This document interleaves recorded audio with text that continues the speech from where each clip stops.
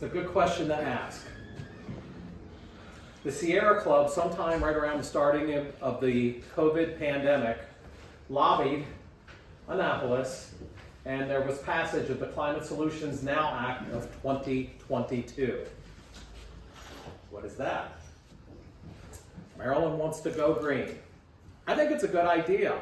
I'm not against the idea of it. The reality of it is that Maryland has been pursuing renewables for about 2 decades now.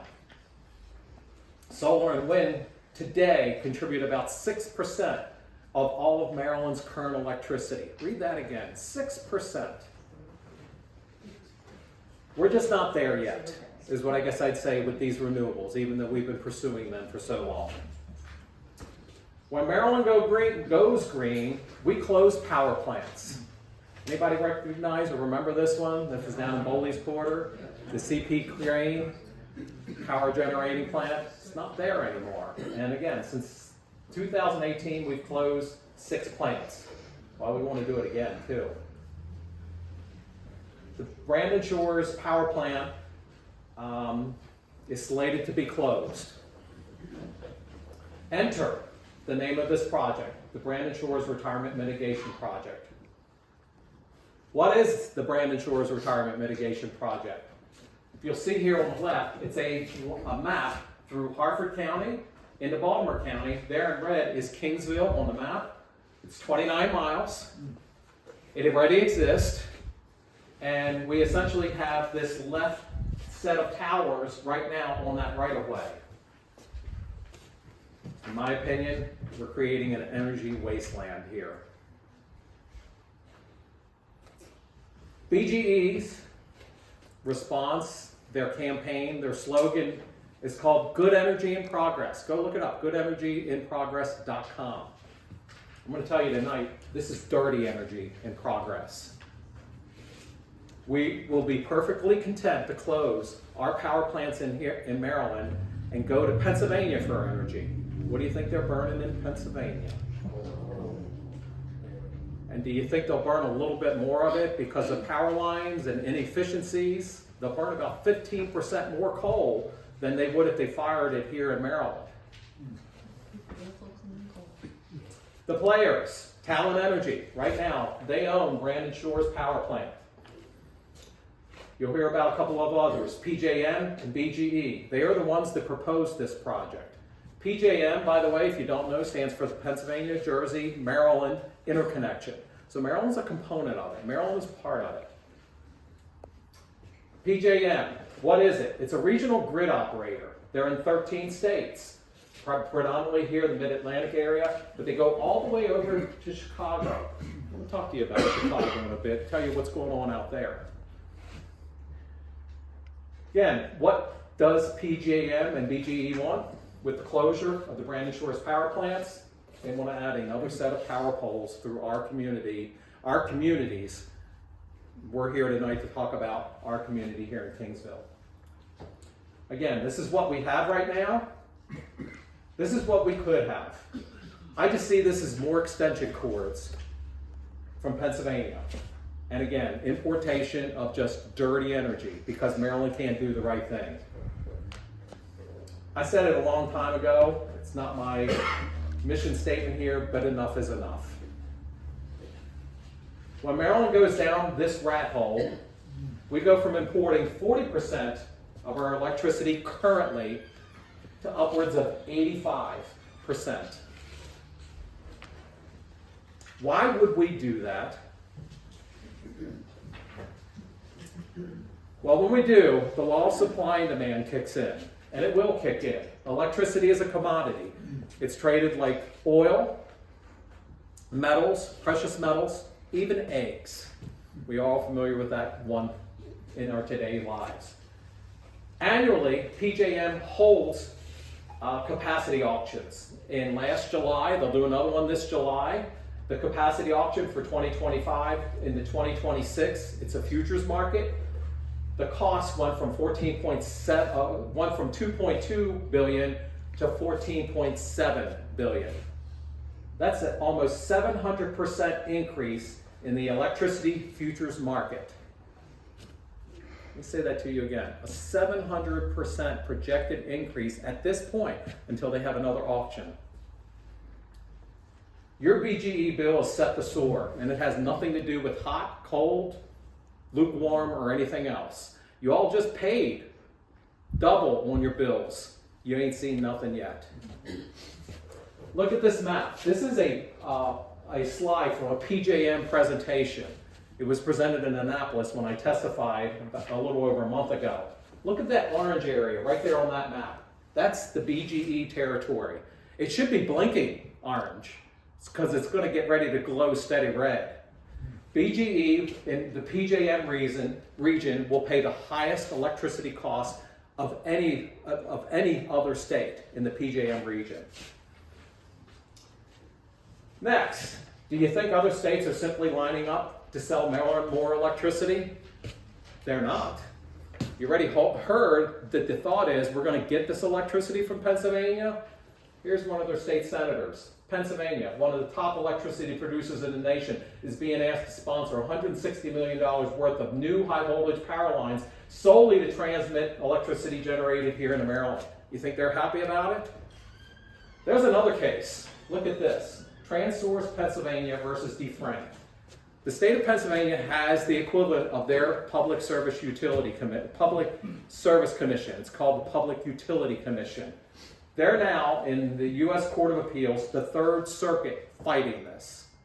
They're not happy. We're not happy. Did you know BGE ratepayers will bear most of the costs of the $1.1, maybe the $1.5 billion cost for the Brandon Shores Retirement Mitigation Project? That's from Exelon. They're the parent company of BG&E. That's their estimates. By the way, these estimates have ballooned twice versus when this project was first proposed. It was around $750 million. We could be up to $1.5 billion. That's before tariffs. Did you know BGE will increase the delivery charge, which is already 36 to 50% of your bill? Go home tonight. Get your bill out. It'll look something like this. Right over here, BGE delivery charge. My household, it's a third of my bill. Why do they charge you a delivery charge? Well, they're putting up transmission towers. They have to maintain those transmission towers. That's what delivery is. Do you think there's an incentive for them to put up more lines versus doing some other things? I'll tell you about it. Did you know that the FAA and the MAA, the Maryland Aviation Administration, say that 11 power poles exceed construction standards? Right here is Falston Airport. If you go right out that runway, here's this little green swath. That's the BGE power line. They got poles all along it. I'm a pilot. Doing a normal approach in the Falston Airport, I could be as close as 38 feet to the top of one of these poles on a normal approach day. Aircraft altimeters have a plus or minus error of 75 feet. How about diminished visibility? How about a windy day like today? Do you think I could lose 38 feet real fast and smash into a pole under the right conditions? On average, there are 66 accidents per year of planes that run in the power lines. It's about once a week. That's a lot more common than you think that it is. What could we be doing instead? So this is not like a rant about BGE and them being a bad neighbor, which I think they are. But there's other things that they could be doing. We've told these other things to them. We just don't seem to get any traction. There are things known as grid enhancing technologies. If you take a given power line, they don't run at 100% efficiency, and they don't run even with electricity in them all the time. But there's grid enhancing software, and it's like, I don't know, you go to sleep at night and your iPhone's updating and doing things behind the scenes. That's what some of these grid enhancing technologies could be doing via software on laptops to optimize the use of the electricity up and down our grids. I don't know if they're doing it or not. We've asked. You'd think they would. Other states are doing it. I don't know what BG&E's doing. When they put up power lines, there are advanced conductors out there. Some of them are copper core, some of them are polymer core, some of them are fiber core, some of them are a nano core. You may not know what those different cores mean. I happen to be a scientist and I happen to work with the nanotube versions of these, but there are more efficient conductors out there. You just don't set up old aluminum wires or old copper wires anymore. They could reconductor the existing tower that they have. We were shot down on that. We can't do it. We can't handle it. Well, I'll tell you what. A couple years from now, we're going to be back here doing this again. Don't be surprised if they're back telling us they can do it, and that's what they want to do in the next project. We could convert Brandon Shores to run on natural gas. It's cleaner and it's greener. I'll come back to that. Maryland's Next Generation Act that was just passed is going to allow for up to 10 gas-fired power plants in this state. We should be generating power here in this state. We could place small modular reactors at Brandon Shores. I know you hear radiation and reactors and so forth. They are probably going to play an important role because we're all using more electricity than we did 5 years ago, 10 years ago, 50 years ago.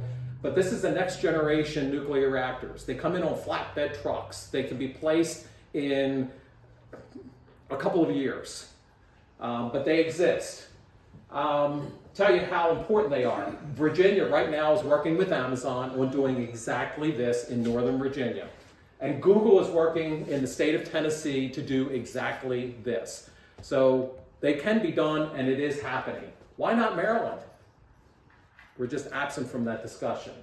We could build a third nuclear reactor at Calvert Cliffs. The community wants it down there. It's jobs.